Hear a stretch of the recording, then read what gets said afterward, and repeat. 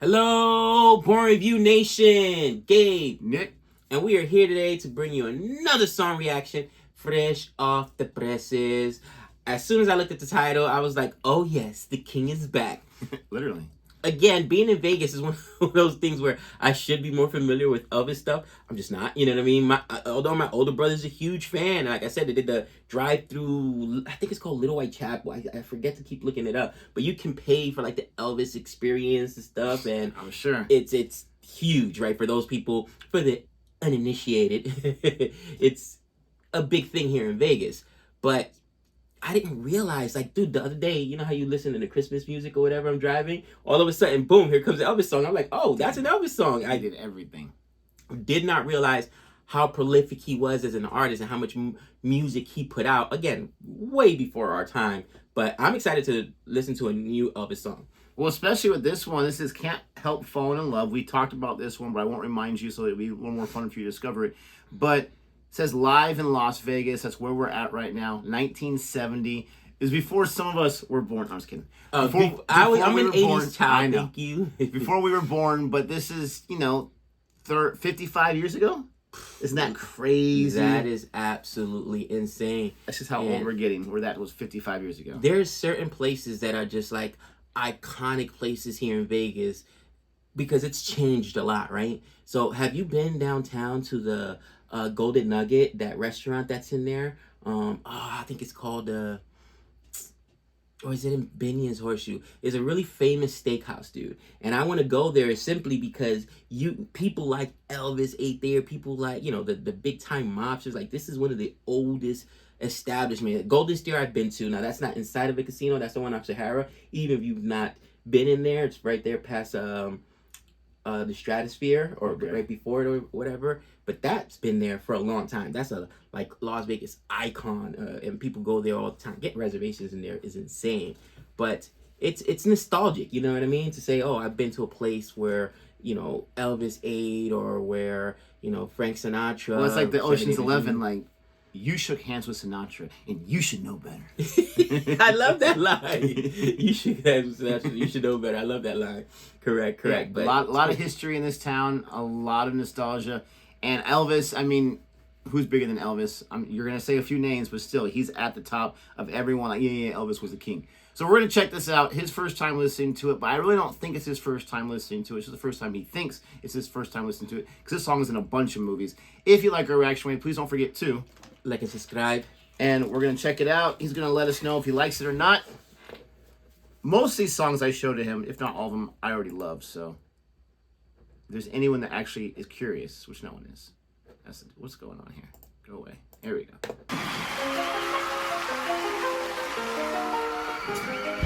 Wise men say only fools rush in.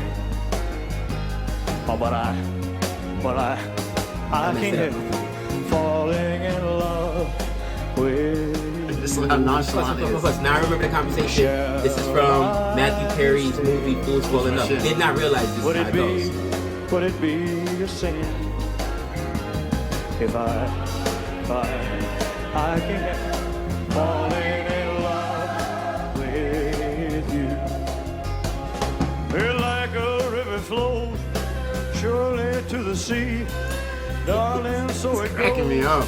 Some things, are meant to be. Take my hand, take my whole life too. Okay, listen, first of all, I'm very comfortable with my sexuality to be able to say he's a handsome guy. Oh, I mean, you can see why women were fawning over him. This guy's got the outfit. I mean, I'm not sure how many guys, maybe the 70s was kind of a wild time, but how many guys were wearing the open chest outfits with the capes on? This guy, he's cracking me up because I can't tell if he's like, this is like his millionth show that year, and he's a little tired, and he's just like, let me just do the motions. I'm not sure that's how he usually was. If he's a little more flamboyant with it. But it seems like he's a little tired. Right. But he can still sing amazingly. And then when he really tries, you're like, holy cow. But imagine this. This guy, he died a few years later, sadly enough. Really? In the 70s, yeah. He died. And then the joke from Austin Powers is, Wait, no, that was someone else. I'm gonna say ham sandwich. It was someone else. But had a heart attack. But this guy, you're eating dinner. You're having dinner and a show, and your entertainment is Elvis Presley. That for is crying out wild. loud. Because I was actually looking in there. I was like, wait, this doesn't look like a regular like arena. You know what I mean? Like this looks like a smaller, intimate. What, the International they call it at the time? I'm not sure. I think it turned into the hotel, and then it turned into the H or something like that before it changed to the hotel. I think all of that used to be this place called the International at the time. Oh wow, pretty cool. But yeah, he had his own little venue stadium. That's what I'm saying. Like that's so small. It reminds me of the Pearl Theater inside the Palms, where it's like very intimate seating. We went to go see. I think it was Cat Williams that we saw there, and dude, it was maybe 3,000 people, if that, in there. You know what I mean? So that's super cool. All right, let's check it out, or let's continue with it. For I can't help falling in love with you. For I can't help falling in love with you. I apologize, no Kate this time.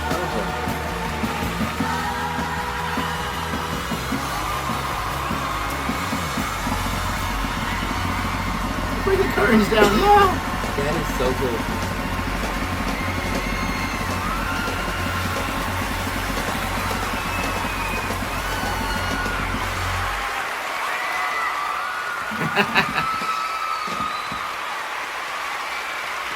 Dude, the ultimate showman.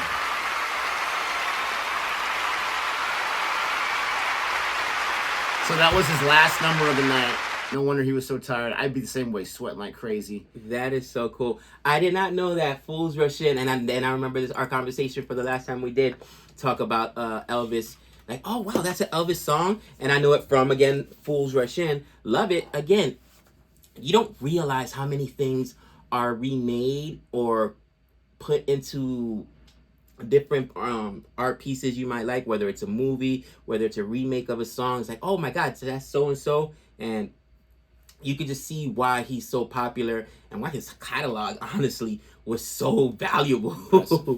I mean, again, my older brother's bucket list is like he's got to go to Graceland. You know what I mean? Like that's a thing, bro. And it's there's still that. So funny, your brother wants to go to Graceland, dude. That's still a huge. But then again, he's 70. Tony 76, 75, 76. So he grew up. And born probably in my parents, 1976. yeah, born in 75 or 76. I can't remember. He's a few years older than I am. So even though Elvis probably, I don't even know what year he passed, but he was still very I want to say it was 72, 73. So that was right after this. Because this is 70. I mean, I am not the biggest Elvis historian, but he put on a lot of weight. And then I remember that. Died of a heart attack. I think it was a heart attack. I thought it was like in 73. 72, 73, which is just crazy. That was 2 years before that. And he was still in amazing shape right there. Amazing shape, absolutely. Oh, no, I'm wrong. I'm way wrong. 77. Okay, so historians 77. are yelling at me. I'm not sure where I got 72, 73 in my mind. So Tone would have been born so he already, was alive, obviously. Yeah. And, but... August 16th. It's wild that, like you said, in 7 years, he went from that picturesque image to... what it ended up being at the end. Just a little, I mean, he's probably my shape right now, but a little chunkier when he got older, which is crazy because, I mean, he had so many adoring fans. The thing that I was thinking when we were watching that is we are so lucky as a society and as a time period in time because we don't realize how special it is that we have recorded video of something historical like that. Right. Even if you're not a big Elvis fan, this guy put his mark on music for all time and inspire a lot of artists. And from 55 years ago, we have a clear enough video where it's right there, where it looks like a movie for crying out loud, of him performing and him backstage kind of being himself, drying himself off with a towel. I just think that's remarkable. We take that for granted so much that anyone can go back and say, I want to know who Elvis is. And if you say we're teachers at school teaching something about history real quick or about music, kids can go home and they can, oh yeah, I watched a billion videos about Elvis last night. That was cool. And it's like, what? Like, we are so lucky and so tapped in. It's funny that you mention that because, I have at 8th grade, middle school. I have kids that are now like, and they call it retro, so it's really funny. So I'm like, but they're into like the old school 80s and 90s now or whatever. They consider early 2000s old school, and I guess if you think about it, 20 plus years later, Yeah, 20 plus. it kind of is, and they're rediscovering it because it's like, oh, we just don't have enough good artists, right? And No, you don't.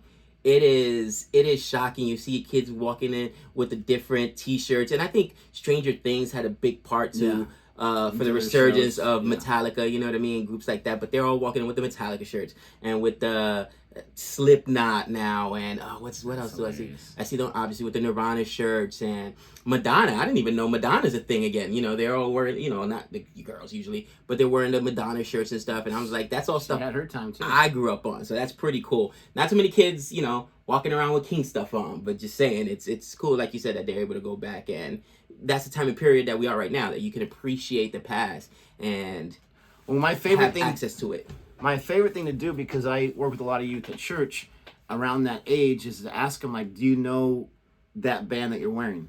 And most of the time they'll say no. It's just for fashion. They even like roll their eyes like, everyone always asks for that. Well, yeah, because if you're going to wear something, you should know what it's a reference to. What are you referencing But to? I get it. Like, you're not buying your clothes and you want to fit in. It's the style. But but I love it when someone's like, absolutely, I know who the Red Hot Chili Peppers is. And I'm like, yes, you're 16 years old, but at least you have good taste. Excellent. Let us know what you think about our reaction to this. Let us know what you think about Elvis. What other songs should we react to in your opinion? Don't forget to like and subscribe. And until next time. We know all things.